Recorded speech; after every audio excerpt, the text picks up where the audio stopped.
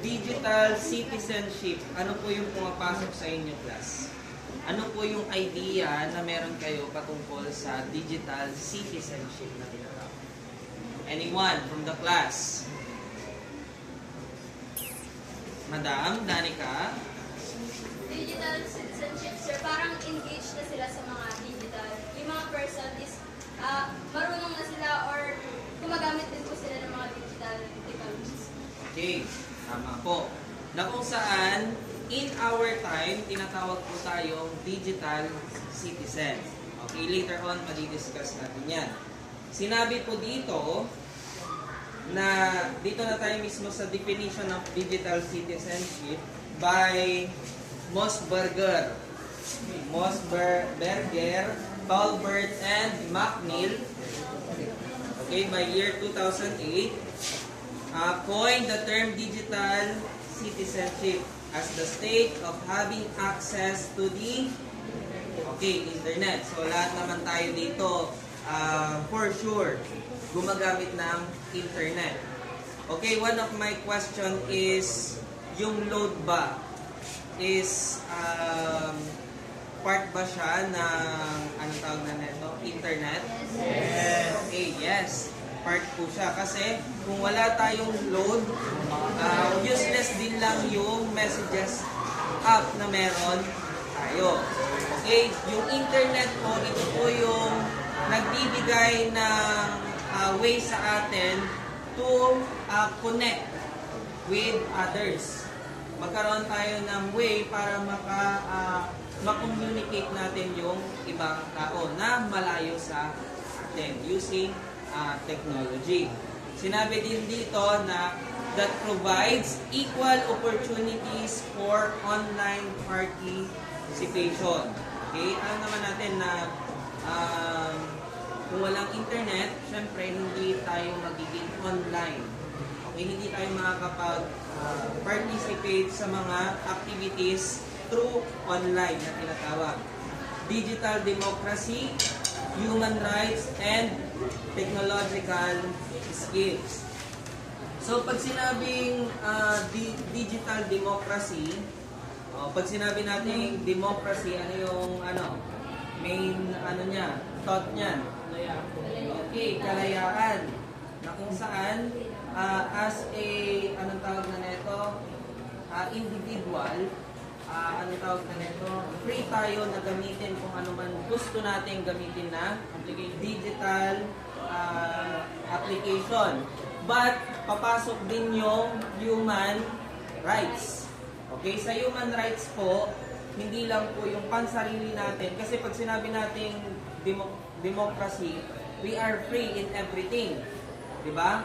Pero, hindi po dapat na dahil free tayo sa meron tayong kalayaan, individual, pwede na natin gawin kung ano man ang gusto natin gawin. Meron pa rin po yung tinatawag na human rights, na kung saan hindi tayo nakaka-apekto or nakasasama sa ibang tao. Okay? So accordingly, digital citizenship refers to the responsible use of technology. So matatawag ba tayong digital citizen if we use technology responsibly, okay, or responsible, na kung saan hindi lang tayo bara-bara. Sa future educators, hindi tayo bara-bara na gumamit lang ng technology. Basta masabi lang na may technology, okay na yun. Hindi po ganun. Dapat responsible tayo. Used by anyone who use computers, the internet, and digital devices to engage with society on any level by Zoom 2019. Di ba nga kung papansinin ninyo, yung mga teacher ninyo, tinitignan nyo yung mga post nila. Minsan. Nagbe-base kayo kung ano yung post nila. Meron ba kayong ganon na ginagawa? Na kung saan, ay si sir ganito pala. Ay, si Sir din. Diba? Kaya nga, pag teacher ka, maraming expectation yung naka-ano sa'yo. Ngayon, kailangan mo sa paggamit ng technology or digital devices, kailangan mong maging responsible para hindi ka mapagsabihan or makansyawan ng ibang tao. Okay, digital citizenship also refers to the norms of appropriate, responsible behavior with regards technology use. Further, it is a holistic and positive approach to helping children learn to be safe, secure, intelligent, and effective participant in digital world. Diba ilang beses ko na sinabi sa inyo class na as a future educator, dapat po tayo na mga educator, future educator, teacher, yung tingin natin sa technology is positibo, hindi negatibo. Okay? Dapat tayo yung nag-encourage sa mga tao, sa mga tao mga paligid sa atin, na yung maitutulong ng technology is positibo. Hindi yung tayo pa yung nag-i-encourage na wag mong gamitin yan. Kasi nga, pag sinabi mong wag mong gamitin yan, automatic, hindi sila mag-grow. Ang technology ngayon, pa-improve ng pa-improve. Pa-advance ng pa-advance. So, kung hindi nila ginamit yung isang technology, wala, mag-stay na lang sila doon sa, anong tawag na nito? Mag-stay na lang sila kung ano yung nalalaman nila. Magiging, anong tawag na sila? Avoiders. Na last time, tinapik natin. Okay, sabi dito, moreover, the term digital citizen refers to someone who participate in civic life, politics, and governance through the digital technologies. So, pag sinabi natin civic life, dyan na po papasok yung daily life natin. Okay? Wala naman na siguro dito ang sasagot na, sir, hindi po. Meron po yung araw na hindi po ako gumagamit ng technology. Ha? Meron pa din. Imposible na kahit malang kuryente, hindi mo nahawakan yung cellphone mo. Depende kung mobile. Diba? Pero hindi lang naman yun yung technology na meron tayo eh. Yung cellphone ko Lahat na nakakainis. nakapaligid sa atin, sarap na Diba nag-road ako? technology. Dumadating naman. Yung hindi Okay. ko nag-test. Sabi dito, the term also refers to someone with the knowledge or skills to effectively Hindi ko use ginagawa. digital technologies to communicate with others, to participate in society, and create and consume digital content. Finally, Mossberger posited that digital citizens use the internet regularly and effectively. So, lahat naman tayo gumagamit na ng internet, but not to the point na negative yung paggamit natin. Okay, magpo-post para manira ng ibang tao. Magpo-post para magparinig. Okay? We use it positively and effectively. Okay, with technology as a massive force in our daily lives, everyone using digital technologies like students, teachers, and they are called digital citizens. So, hindi lang teacher, hindi lang student, lahat na ng tao. Kasi gumagamit na po ng technology. So, meron pong 9 elements ang digital citizenship. Okay? Yung digital, according to Rebel, digital citizenship is divided into 3. Okay, dinivide ko muna siya sa 3. Kailangan daw, meron tayo netong respect, education, and protection. Ngayon, mapag-aaralan natin yung 9 elements is saan doon sa 9 na yon yung papasok sa respect, sa education, and protection. So, isa-isahin muna natin yung SHAB. Yung una is yung digital access. Sino gusto bumasa ng digital? Nadal. Legal and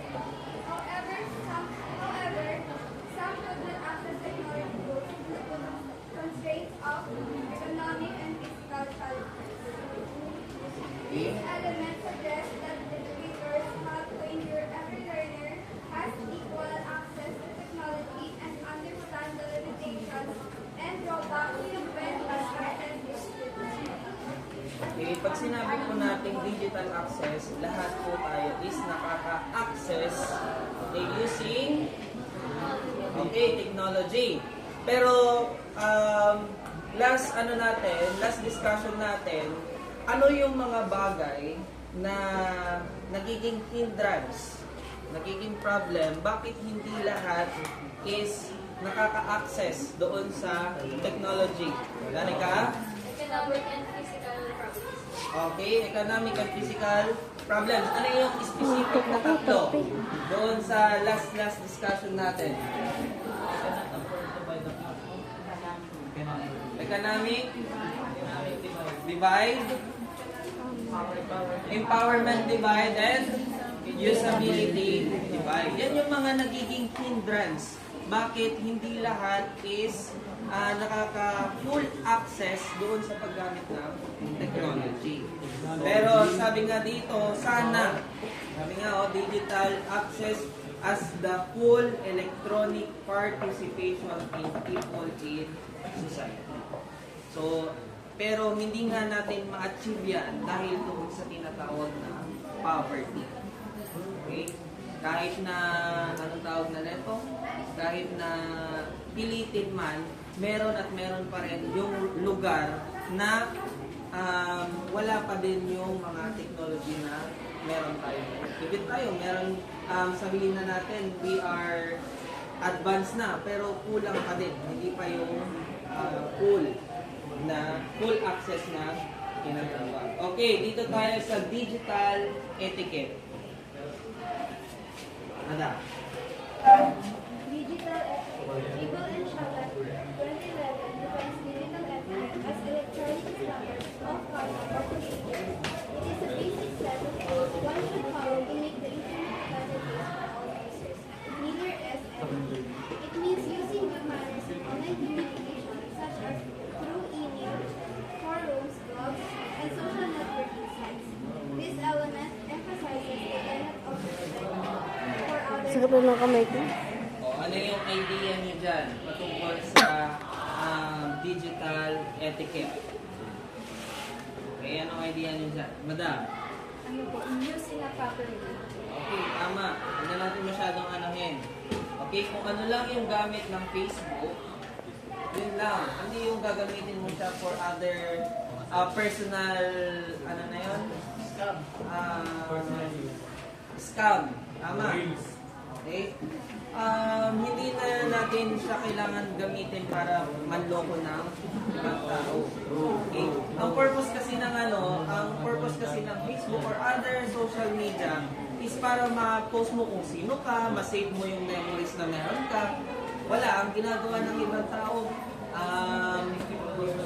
gagawa sila ng ibang fake account para magkaroon ng maraming jowa, partner. So hindi ako nagpaparinig sa mga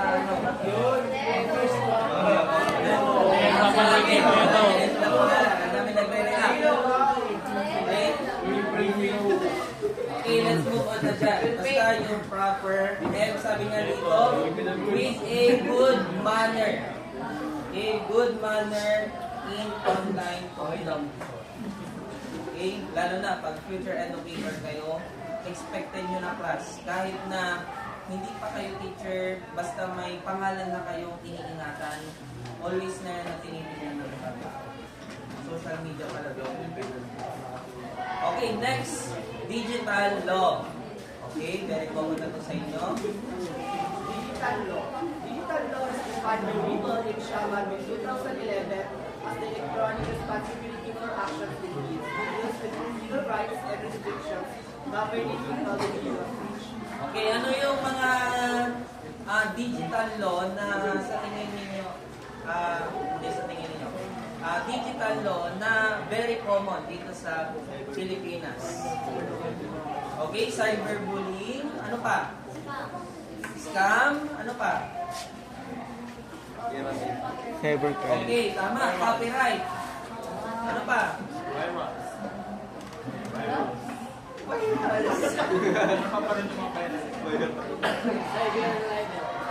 Cyber. Yun yung ikinakaso. Okay? Very good. Pornography. Ano pa? Ano pa? Ano pa yung mga law, digital law na meron tayo? Telegram. Okay, yung tinatawag natin na restriction. Okay, kung makikita ninyo doon sa Facebook, hindi ka pwedeng gumawa ng Facebook below 2010, ganon. Kailangan 1997. 2005, ganon, 2003, pwede na gumawa. Pero pag nilagay mo 2010, hindi po tatanggapin ni Facebook. Okay? Merong age pa rin na sinusunod. Okay? Meron din yung application na pang babae lang, pang lalaki lang, pang adult lang. Ganon, tatanungin nila.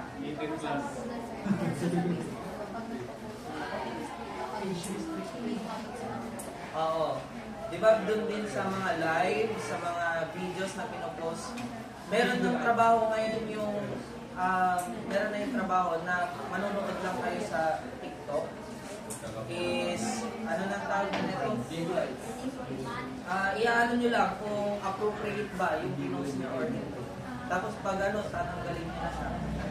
Ganun yung trabaho. Yung kaibigan ko, trabaho niya yun. Nanonood lang siya sa TikTok. And then, sinicheck niya lang kung appropriate or disappropriate yung mga video. Ha? Hindi ko kabisado, pero meron yung ganun na trabaho. Okay? Digital law. Kasama din dito yung class? Yung yung mga stolen, picture. Okay, yung mga mahilig stolen, diba? Part yan ng law natin. Okay, let's move on na dyan. Punta tayo sa digital commerce. Sino gusto bumasa? Sa boys? Sige ka, Rod Bueno. May basa. Digital commerce. Tapos i-explain mo na din. Madali lang yan. Digital commerce is the electronic buying and selling of goods. It focuses on tools assist those buying, selling, bargaining, or using money in digital space. Similarly, this element deals with purchasing and selling goods and service using digital channels. Ano yan?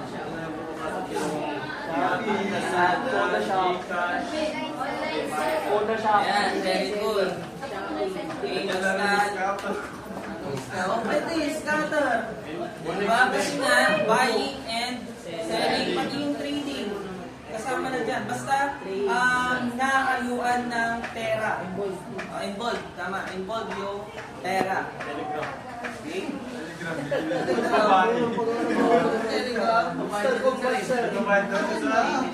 Basta yung pinaka-common dyan, TikTok, Shopee, Lazada, Gcash, Paymaya, yung ano na yun, Timo, sikat yan, Temo, Timo.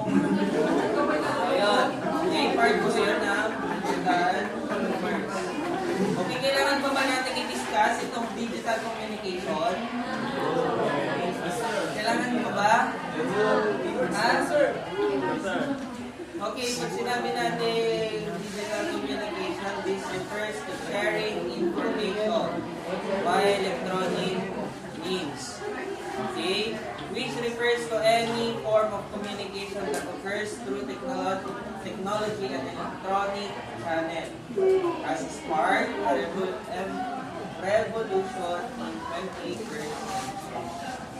Okay, it is very important yung communication in our daily life. Na walang communication sa walang silbi yung life natin. Yes. Okay, next is yung digital literacy. Okay, wag na natin ulit-ulitin to. Pag sinabi natin literacy, you are educated. Well educated sa isang bagay. It means to say, pag sinabi natin digital literacy, you are educated using technology. Okay, digital rights and responsibilities. Ano yung mga karapatan ninyo at responsibilidad ninyo? Okay, sino gusto bumasa? Other answer. Digital rights and responsibilities. Digital rights and responsibilities are those requirements of freedom extend to everyone in the digital world. As a user of technology, one has right to privacy and the freedom of personal expression. However, it is corresponding duty of people to ensure upholding these rights by treating the other users fairly and respecting their rights. Dito sa digital rights and responsibilities, kahit ano, example na lang natin yun dun sa Facebook ninyo. Kahit anong gawin nyo dun sa Facebook ninyo, okay lang. Okay? And privacy po yun nila, or privacy nyo yun. Hindi pwedeng, for example, yung may crush sa'yo, yung jowa mo, porket jowa mo is, anong tawag na nito? Kailangan magkaroon ka ng access, hindi po. Okay? Privacy na, di ba? Anong tawag? Privacy. Record natin, sir. Record natin. Ay, record mo? Record natin. Okay. I-ano mo na lang, i-send mo na lang sa kanya yung rights and responsibilities. Matulong kasi yan eh. Manloloko ka pala. Manloloko ko? Okay, asahin na. Okay, rights and responsibility. Tapos dito na tayo sa digital health and wellness. Okay, refer to the physical and psychosocial well-being in the digital technology world. These elements concern how students should be taught to protect themselves from the potential harm of technology. Okay, yung kanina, yung cyber bullying, very common po yan. Ginagamit yung technology para makapanakit sa ibang tao. Okay, ginagamit yung social media para makapanakit. I hope na hindi po kayo ganon. Meron pa nga dito yung yung kahit sa post lang, kahit na hindi naman kayo yung pinapatamaan, sinasabi nyo relate. Nakaka-relate kayo? Dati din, sir. Ha? Ayaw pa. Diba? Na kung saan na kahit kaya kayo scroll ng scroll, kaya kayo share post kasi nakaka-relate kayo. Okay? And sabi nga doon, dapat this element concern how students should be taught to protect themselves from the potential harm of technology. As a future teacher po, dapat tayo yung manguna na magturo dun sa bata kung ano yung dapat niyang gawin using technology. Baka tayo pa yung pasimuno na tutularan niya si ma'am, si sir, nagpaparinig nga sa social media sa jowa niya, sa asawa niya. So, di awanin na. Jerry po. Tinulad na kayo. Okay, next na tayo. Last, digital security. Define digital security as electronic precaution to ensure safety. Okay, kung makikita ninyo si Facebook, palagi siyang nag-a-update sa inyo. Palagi siyang may hiningi. Information. Realization na sa Facebook eh. Okay? Na ano nyo na ba yung account ninyo ngayon? Yung naka-center na ba siya? Na kung saan pag i-login mo sa ibang Devices. yung account niyo may code na mag-set doon sa mail, doon sa center na account niyo. Meron na bang ganon? I hope so, kasi kung wala pa, baka mamaya isa na kayo doon sa magaya kay Sir Joshua. Naalala niyo yung nangyari kay Sir Joshua? Sinong friend ni Sir Joshua dito? Nangingi siya ng pera. Hindi siya nangingi ng pera. Nag-post siya na kumita siya na worth 70,000. Tapos nag-post siya ng tao. Thank you sa ganito, thank you sa... So, ang daming naniwala doon. Tapos, nag-post kinabukasan or kinahaponan si Sir na hindi po ako yung tao na nag-post. Hindi ko po kilala yung tao na ito. So, kung ayaw ninyo na magaya kayo doon, huwag kayong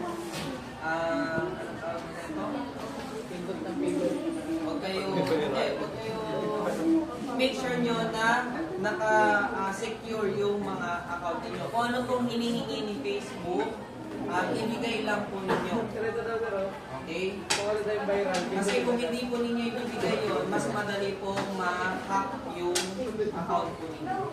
Maliwanag po ba? Yes, sir. Okay, so lumipat na tayo dun sa other pages. Okay, ano yung mga elements na under sa respect?